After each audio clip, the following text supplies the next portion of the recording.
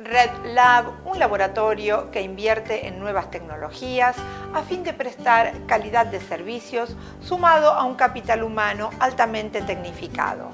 Hoy se ubica en un sitio de reconocimiento después de 3 décadas de esfuerzo, dedicación y continua inversión. Volvemos a estar en Laboratorio Red Lab Sociedad Anónima. Vamos a hablar con su presidenta, la doctora Noemí Saboya. Noemí, un gusto volver a verte. ¿Cómo estás? Pero yo muy bien y realmente encantada de volver a encontrarme con ustedes. Gracias, un placer. Sabes que estamos muy dedicados a todo lo que es el área de salud. Si bien vamos a ahondar acerca de la situación actual que están pasando las instituciones de diagnóstico médico, vamos a hablar un poquito primero de las innovaciones que estuvieron haciendo este último tiempo en el laboratorio Red Lab. Bueno, como siempre, nosotros ponemos nuestro foco en lo que es la atención del paciente, sí, y tratamos de brindar la mayor calidad y calidez. Somos un laboratorio pequeño, podríamos decir una pyme, entre los que se encuentran una pequeños y medianos laboratorios, sí, pero somos muy importantes en lo que es el desarrollo del sistema porque atendemos el primer nivel de atención en lo que es laboratorio de análisis clínico, es decir, atendemos a todos los pacientes de consultorio externo que se atienden en forma ambulatoria y que necesitan de nuestro servicio para el diagnóstico de su enfermedad, para el control y el seguimiento.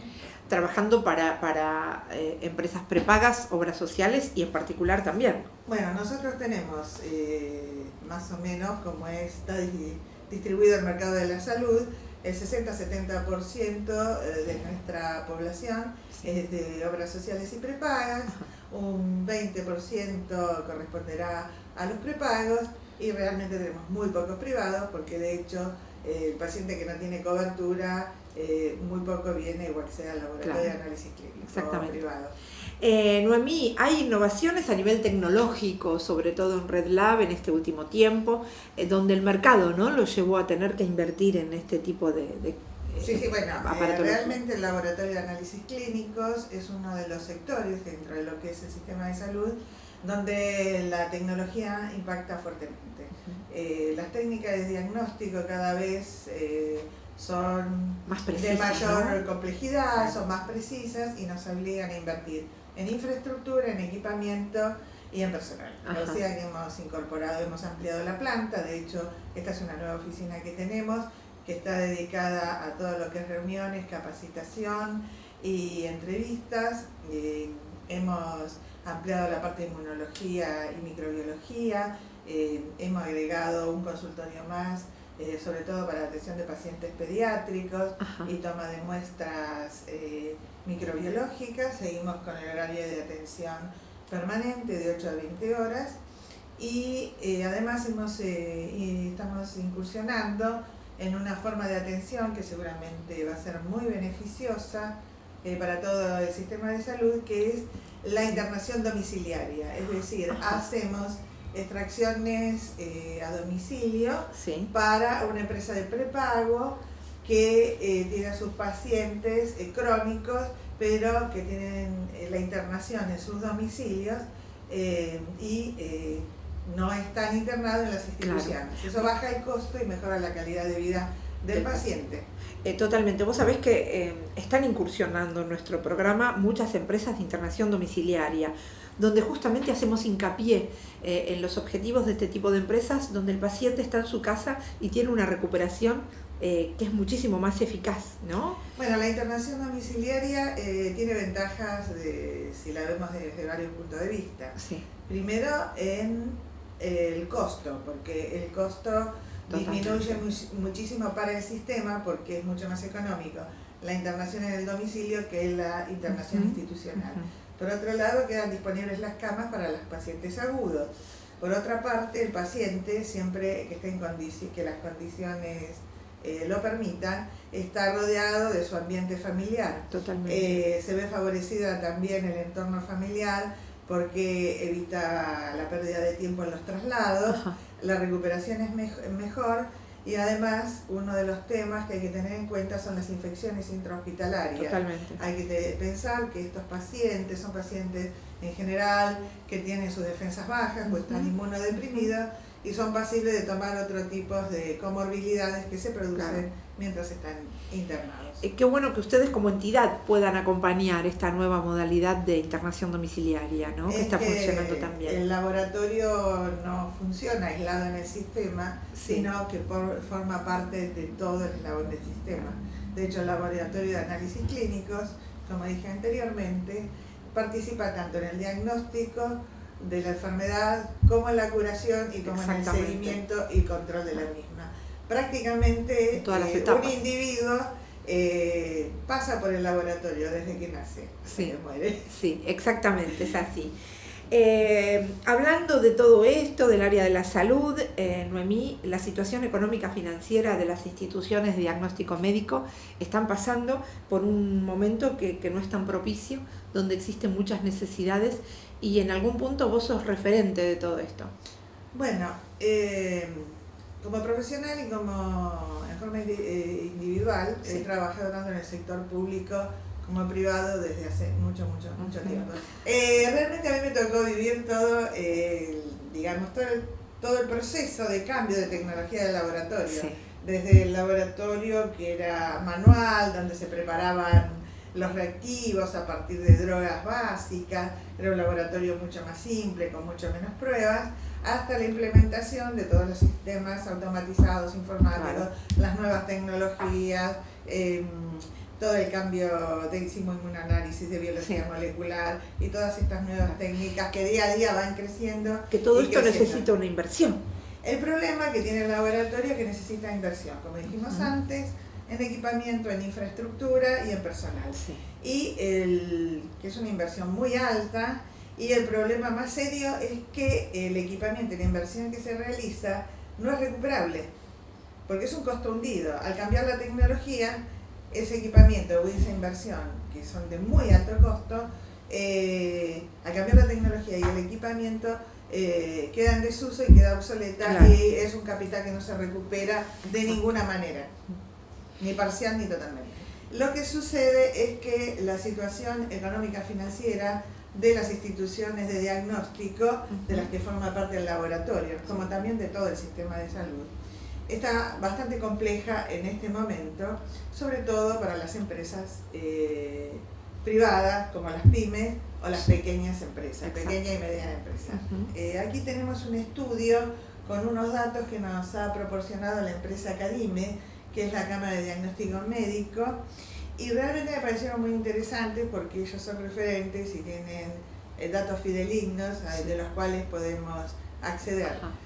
Lo que tenemos que tener en cuenta es que el sector salud de la República Argentina, el sector de diagnóstico, incluye también lo que es diagnóstico por imágenes. Nosotros no hacemos diagnóstico por imágenes, pero si consideramos todo el mercado, existen 13.000 empresas, las cuales generan 50.000 puestos de trabajo y producen en todo el país 90 millones de prácticas. Esto requiere una permanente inversión en tecnología y depende críticamente del recurso humano. Que el recurso humano, también tiene que estar debidamente capacitado para poder... este es un punto crítico. ¿No? Sí. Porque al cambiar la tecnología hay que formar al personal. Formar al personal es un costo que asumen las empresas. ¿Por qué? Porque no siempre las universidades o los institutos de capacitación responden a la formación del recurso humano que uno necesita en este momento para esa nueva tecnología. Que por lo general lo tienen que preparar las pymes, que son ustedes. Nosotros mismos contratamos el personal, pagamos el sueldo, los capacitamos, los ponemos a trabajar. Cuando están trabajando, generalmente se van a otra empresa, se embarazan o renuncian, o pasan esas cosas, por lo cual también la capacitación es otro recurso hundido. Exactamente. La situación que enfrentamos los laboratorios y las empresas de diagnóstico, como también todo el sistema de salud privado, es que, por un lado, no somos formadores de precios. Todos los precios nos imponen por negociaciones de las cuales no participan ninguna de las empresas representativas. Por nomenclatura ustedes tienen que responder a los precios. Respondemos a un nomenclador histórico que lo deciden a veces los prepagos, las obras sociales, ministerios. En realidad cobramos lo que se puede cuando se puede.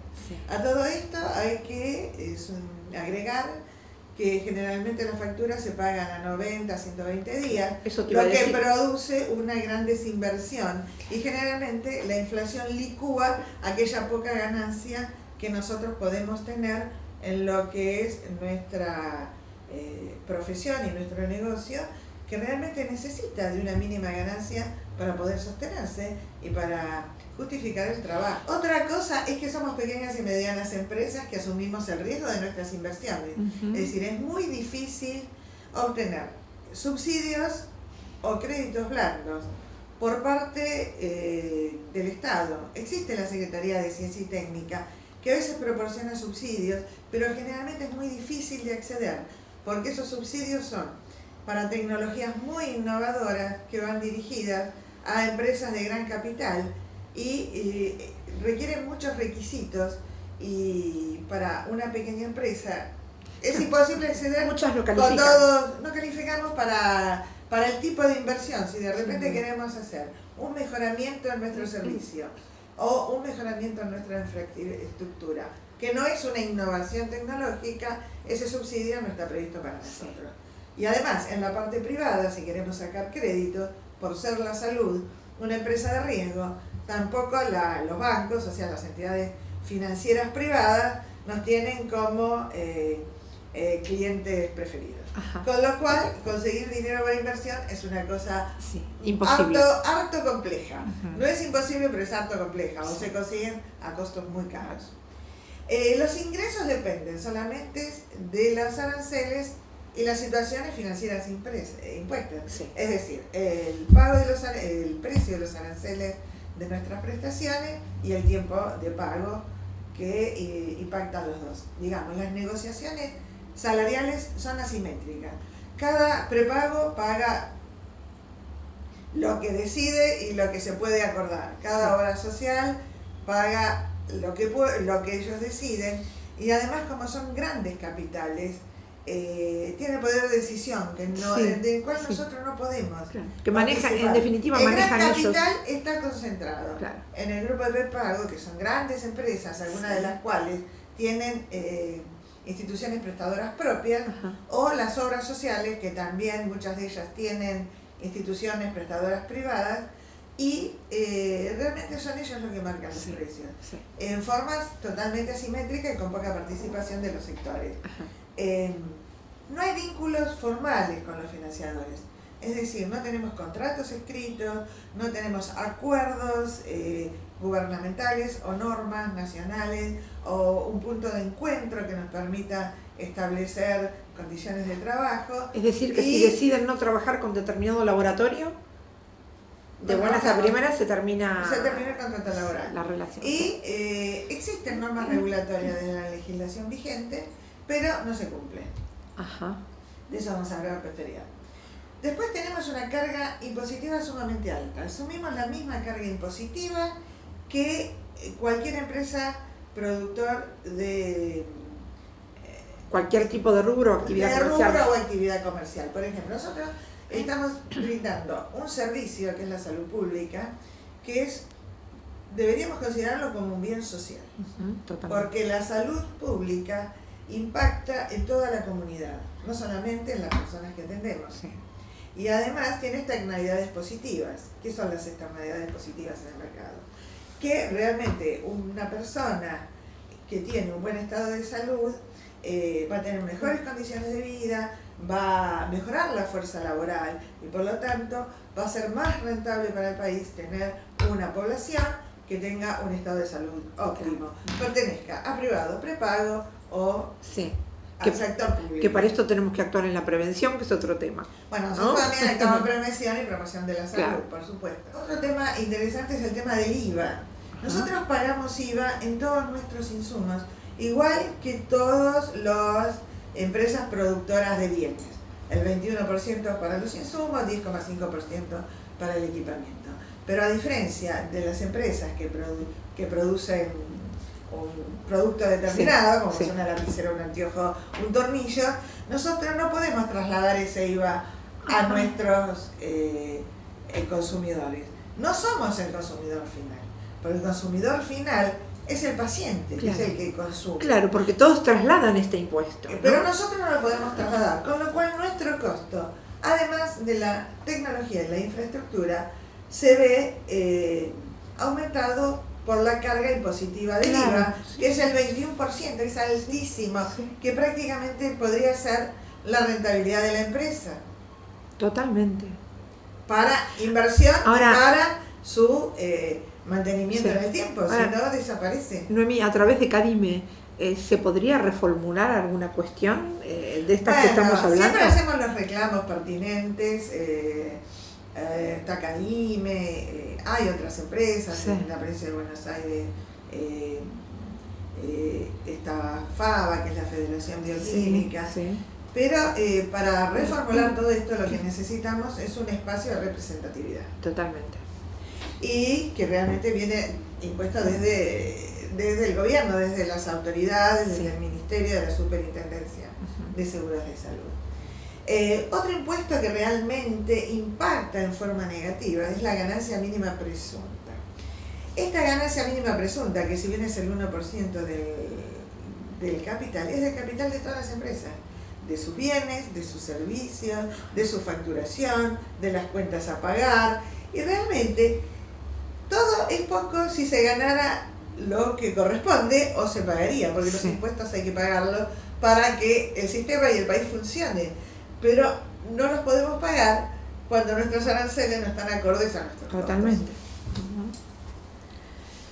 ¿Cuál es la consecuencia de toda esta situación que estamos viviendo? Que la presión impositiva es sumamente gravosa para el sector y repercute en forma negativa sobre la comunidad, porque dificulta las inversiones y la infraestructura de gestión, de capacitación y de equipamiento. ¿Qué significa esto? Que nosotros queremos incluir nuevas tecnologías, nuevas prácticas en nuestra institución, pero el costo es tan alto que estamos pensando si podemos o no incluirlas, cómo vamos a llegar a ello, y si lo hacemos, cuándo vamos a recuperar la inversión. Entonces decidimos no hacerlo porque no podemos, claro, y el paciente no tiene acceso a esa práctica, porque realmente los laboratorios que lo pueden llegar a prestar son muy pocos, están concentrados, entonces lo que limita es la equidad y la accesibilidad de la población al sistema. Totalmente. Bueno, otro tema importante es el costo salarial. Ajá. El costo salarial se actualiza por pautas inflacionarias, es decir, una vez por año se reúnen, se hacen paritarias y se negocian los nuevos acuerdos de salario para el profesional, administrativo y técnico.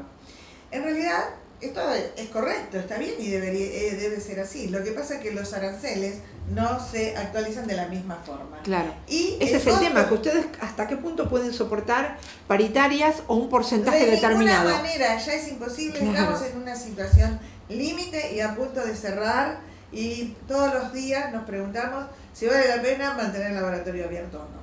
Y después, los salarios y las cargas sociales representan más del 60% en la estructura de costos. Sí. ¿Por qué? Porque es un trabajo de mano de obra intensiva. Sí.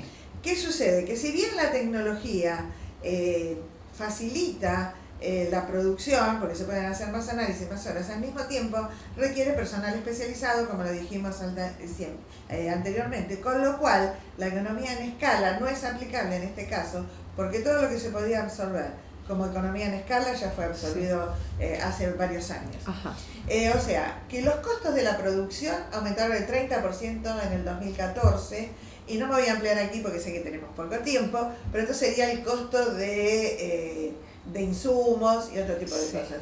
Acá tenemos un cuadrito de análisis de la variación de costos del año 2009 al 2014. Esto es imágenes y esto es laboratorio. Si vemos, si hacemos una sumatoria supera el 150%. Sí. ¿Cuál es el tema que tenemos con los aranceles? Cosa que veníamos hablando, ¿no? Sí. Los principales financiadores del sector privado representan grupos de gran concentración de capital. Como lo hablábamos en su momento. La falta de contratos escritos, las demoras entre 60 y 90 días, mecanismos de auditorías arbitrarias, es decir, hay gente que puede negociar, hay laboratorios o empresas que negocian precios menores, pero su nivel de calidad y su nivel de atención no es igual. Entonces estamos en desventaja con aquellos. Es como competir ilegalmente, ¿no? No, digamos asimétricamente. Sí, sí. No hay, digamos, por categoría, no claro. Tiene que haber un piso, una base y a partir de allí poder trabajar. Entonces, ¿cuál es la consecuencia de todo esto sí. que hemos venido hablando? Ajá. La consecuencia es que tenemos que recurrir a financiamiento externo. ¿Cómo termina esto? Con acumulación de deuda, sí. que se licúan por la inflación y muchas veces en la desaparición de la empresa. Acá hay un desfasaje, tenemos un cuadrito muy lindo que tiene Cadime, pero es un resumen, de los ingresos, las cápitas o digamos los aranceles y los costos. Es decir, el desfasaje entre costo y arancel. Desde el periodo 2005 al 2014, Ajá. 10 años. Me parece que esto es el cuadro más rico de toda la presentación. Sí. Y acá tenemos que felicitar a la gente de Cadime por este trabajo, que me parece muy interesante porque respalda todos nuestros reclamos. Los ingresos en concepto de cuotas, de las prepagas o de las obras sociales, sí. Ha aumentado en estos 10 años alrededor del 800%. 818 para las obras sociales y 814% para los prepagos. Sí. Es decir, 8 veces. Las obras sociales reciben sus ingresos en salud a través de los aportes de los empleados y el empleador. Ajá. Y los prepagos a través de las cuotas de sus afiliados. Prácticamente ellos han aumentado sus ingresos sus recaudaciones en la misma forma y en forma bastante similar. Los costos de los laboratorios han aumentado 578 veces, prácticamente 6 veces. Y el diagnóstico por imagen es similar y el arancel de los prestadores el 288%, es decir, que mientras la recaudación aumentaba 8 veces, tanto para los prepagos como para las obras sociales, los aranceles aumentaban 300 veces. Claro, ¿Qué quiere decir? Es un desfasaje fenomenal. Sí. Yo, por ejemplo, acá hice un cuadrito para que fuera más claro de entender. Sí. Supongamos que si quisiéramos actualizar según este cuadro, para una práctica, sí. que hoy estamos cobrando 20 pesos, sí. por ejemplo, un hemograma, sí. deberíamos cobrar 100. Para una práctica que cuesta 50 pesos, deberíamos cobrar 250. Y para una práctica que cuesta 100 pesos, deberíamos cobrar 500. Es decir, la diferencia es de 5 veces el costo que deben afrontar las empresas. O sea, sí. ¿Han desaparecido muchos laboratorios en estos últimos años, Noemí? Y por supuesto, el tema es que estos laboratorios, son laboratorios que necesitan muchos años para desarrollarse. Sí. Muchos años, me refiero a 10, 20, 30 años para posicionarse en el mercado. Esto es una empresa que muchas veces es una empresa familiar y es un capital. Pero ¿qué sucede? Al no poderse sostenerse en el tiempo, se pierde ese gran capital que se ha invertido porque no es recuperable. Y laboratorios donde sus dueños no pueden seguir trabajando, realmente es imposible venderlo o que otro pueda seguirlo, y los que están trabajando trabajan de calidad, no pueden aumentar su complejidad. Sí. ¿Cuáles son, qué conclusión y cuáles son? Bueno, digamos, si vamos a las conclusiones, tendríamos que pensar que lo más grave que nos está sucediendo, que es el incumplimiento de normas legales vigentes. Sí. Existen 2 leyes, la ley 23.661, que es del Sistema Nacional de Seguros de Salud más antigua, y la ley 26.682, que en su artículo 27 es el marco regulatorio de la medicina prepago.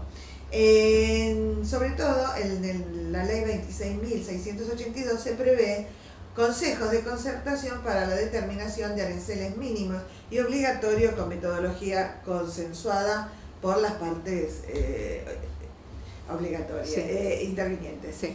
Entonces, podemos concluir que la salud es un bien social con externalidades positivas, como decíamos antes, que impactan en la salud. Debe ser considerada, y esto es mi opinión, sí. y la opinión de muchos profesionales, como yo, quedó ser considerada una cuestión de Estado y no se encuentra en la agenda, en cuestión de Estado y no se encuentra en la agenda política ni del gobierno actual, ni de los futuros gobernantes, ni de las plataformas políticas. Ni de ningún gobierno, a través de la historia argentina. A través de la historia, esto no es nuevo, esto no es nuevo. Lamentablemente. La salud representa, el dinero que se maneja en salud representa el 9% del PBI. Quiere decir que dinero está. Ajá. Lo que yo me pregunto, ¿dónde está? O está mal distribuido. O cómo se usa, o quién lo usa, o para qué se usa. El sector privado, o podemos considerar las obras sociales, porque como las obras sociales reciben aportes, hay todo un tema si las obras sociales son privadas, es un tercer salud o son públicas. Bueno, atienden más del 50% de los beneficiarios del país, que son los que atendemos nosotros, cosa que no es poco. Ajá. Somos grandes generadores de empleos y de capacitación, tanto administrativa como técnicos y profesionales, personal de apoyo, limpieza, informática. Cada vez necesitamos alta inversión tecnológica e infraestructura. Por ejemplo, estamos instalando ahora un nuevo sistema informático que nos va a permitir mandar los resultados por mail o que los médicos puedan consultar a través de la página y un código los resultados de sus pacientes. Tenemos que autorizar y mandar las órdenes por mail. Este trabajo en red, ¿no? Que claro, pero esto es como casi obligatorio porque el sistema nos va llevando. ¿Y qué sucede? Que eso nos obliga a tener una inversión extra que antes no teníamos, tanto sistemas informáticos, redes y personal. Necesitamos alta inversión tecnológica, que generalmente es un costo hundido, no somos formadores de precios, tenemos dificultad para sostener la ecuación económica financiera, constante deterioro de ingresos y egresos y excesiva carga impositiva. ¿Cuáles son las necesidades? Y aquí cierro porque sé que me están apurando con el tiempo. Generar reformas en el sistema de salud con búsqueda de nuevas alternativas donde participen todos los actores, cumplir con las legislaciones vigentes respecto a la discusión de aranceles mínimos y obligatorios, y además yo agregaría que debería establecerse algún tipo de subsidios o cambios impositivos que nos permitan afrontar esta crisis, ya que no podemos aumentar 5 veces o el 500%, que suena más terrible, porque es un costo que no podrían asumir ni los prepagos ni las obras sociales. O sea que necesitamos el apoyo del Estado, tanto en subsidios o disminuciones impositivas. Noemí, fijémonos, los ciudadanos, ¿cuál es la plataforma política que toma la salud como una cuestión de Estado? Yo creo que la salud, también los ciudadanos se acuerdan de la salud cuando no la tienen. Exactamente. Entonces, yo creo que es pensar en la salud no cuando está enfermo, uno tiene que pensar en la salud cuando está sano, y realmente es un evento catastrófico. Una enfermedad realmente puede llevar a la quiebra a muchas familias y a perder hasta su casa o simplemente morir. Entonces, para acceder a un buen sistema de salud y al tratamiento adecuado, necesitamos un sistema de salud que contemple a todos los sectores. Gracias, Noemí, un placer como siempre. Gracias. Buenas noches. Llegamos así al final de nuestro programa. Los invito a que volvamos a encontrarnos el martes que viene a las 21 horas por este mismo canal, 425, Televisión Digital Nueva Imagen. Repetimos esta noche a las 24 horas y mañana a las 12 del mediodía. Nuestro programa lo puede ver en forma simultánea a través de www.nuevaimagentv.com.ar. Si quiere acceder a las entrevistas ya emitidas, lo podrá hacer a través de www.somosprotagonistas.blogspot.com.